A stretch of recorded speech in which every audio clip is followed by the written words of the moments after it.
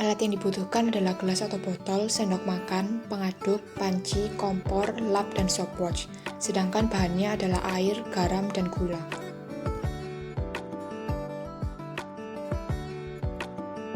Pertama-tama ambil air dalam satu gelas, kemudian masukkan air tersebut ke dalam panci.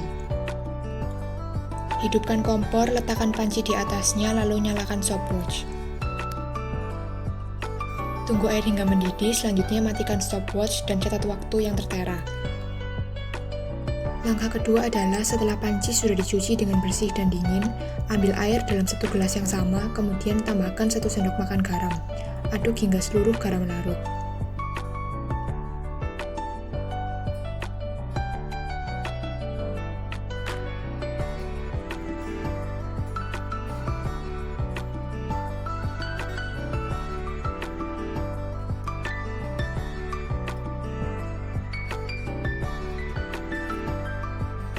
Setelah semua garam larut, masukkan larutan garam tersebut ke dalam panci.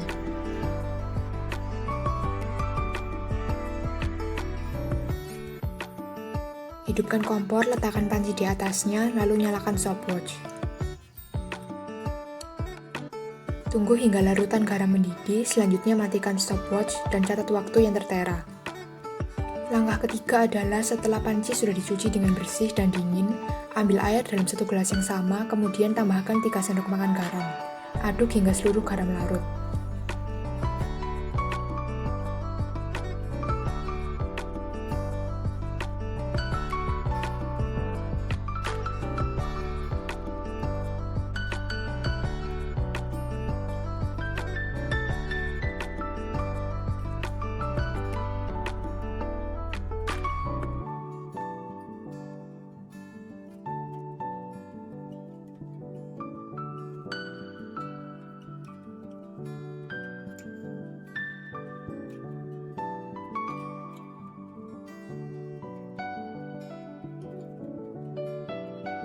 Setelah semua garam larut, masukkan larutan garam tersebut ke dalam panci. Hidupkan kompor, letakkan panci di atasnya, lalu nyalakan stopwatch. Tunggu hingga larutan garam mendidih, selanjutnya matikan stopwatch dan catat waktu yang tertera.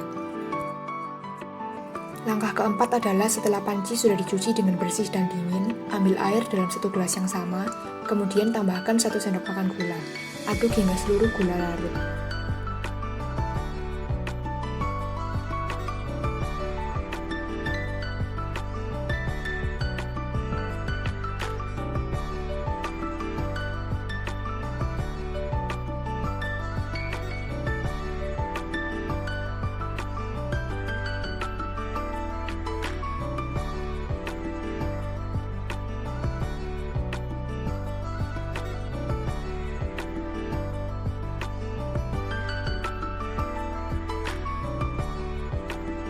Setelah semua gula larut, masukkan larutan gula tersebut ke dalam panci.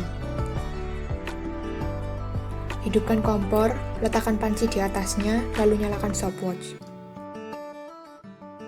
Tunggu hingga larutan gula mendidih, selanjutnya matikan stopwatch dan catat waktu yang tertera. Langkah kelima adalah setelah panci sudah dicuci dengan bersih dan dingin, ambil air dalam satu gelas yang sama, kemudian tambahkan 3 sendok makan gula. Aduk hingga seluruh gula larut.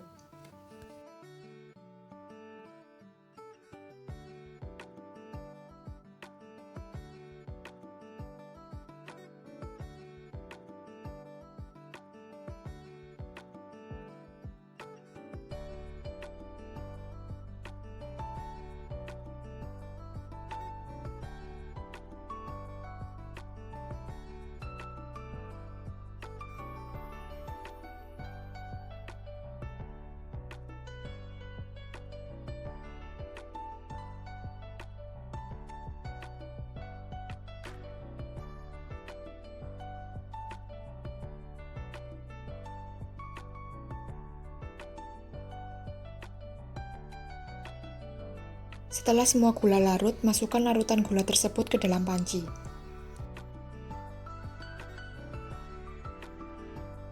Hidupkan kompor, letakkan panci di atasnya, lalu nyalakan stopwatch. Tunggu hingga larutan gula mendidih, selanjutnya matikan stopwatch dan catat waktu yang tertera. Kegunaan titik didih di kehidupan sehari-hari yang pertama adalah untuk memasak. Garam yang digunakan saat memasak juga berfungsi untuk menaikkan titik didih, sehingga air akan membutuhkan waktu lebih lama untuk mendidih. Hal ini berfungsi saat kita memasak makanan yang membutuhkan waktu lebih lama untuk dimasak, sehingga jika diberi garam, airnya tidak akan mendidih terlebih dahulu. Yang kedua adalah dalam proses pembuatan gula. Dalam pembuatan gula, terdapat tahap di mana cairan tebu yang merupakan bahan pembuatan gula akan dididihkan. Suhu di mana cairan mendidih akan bergantung dari konsentrasi gula dalam cairan. Jadi, kenaikan titik didih akan digunakan untuk memantau tingkat kejenuhan larutan, sehingga akan bermanfaat dalam proses kristalisasi untuk menghasilkan kristal gula yang sempurna. Yang ketiga adalah untuk pengukuran massa molar. Kenaikan titik didih dapat digunakan untuk menentukan massa molar zat terlarut karena ada variabel mol pada rumusnya. Pengaruh konsentrasi zat terlarut terhadap kenaikan titik didih suatu larutan. Semakin banyak konsentrasi zat terlarut atau molalitas, maka semakin tinggi kenaikan titik didih suatu larutan. Alasannya adalah jika dimasukkan ke dalam rumus kenaikan titik didih, yaitu delta TB sama dengan KB dikali molalitas, maka semakin besar molalitasnya, kenaikan titik didihnya juga lebih tinggi. Larutan elektrolit akan memiliki kenaikan titik didih yang lebih tinggi daripada larutan non-elektrolit. Hal ini terjadi karena larutan elektrolit jika dibandingkan dengan larutan non-elektrolit memiliki jumlah zat terlarut yang lebih banyak. Di dalam air, zat terlarut elektrolit akan mengalami ionisasi yang menyebabkan jumlah zat terlarutnya menjadi lebih banyak. Sedangkan zat terlarut non-elektrolit tidak akan mengalami ionisasi, jadi jumlah zat terlarutnya lebih sedikit jika dibandingkan dengan zat terlarut elektrolit. Larutan dengan zat terlarut elektrolit akan membuat kenaikan titik didih yang semakin besar karena jumlah zat terlarutnya juga lebih banyak.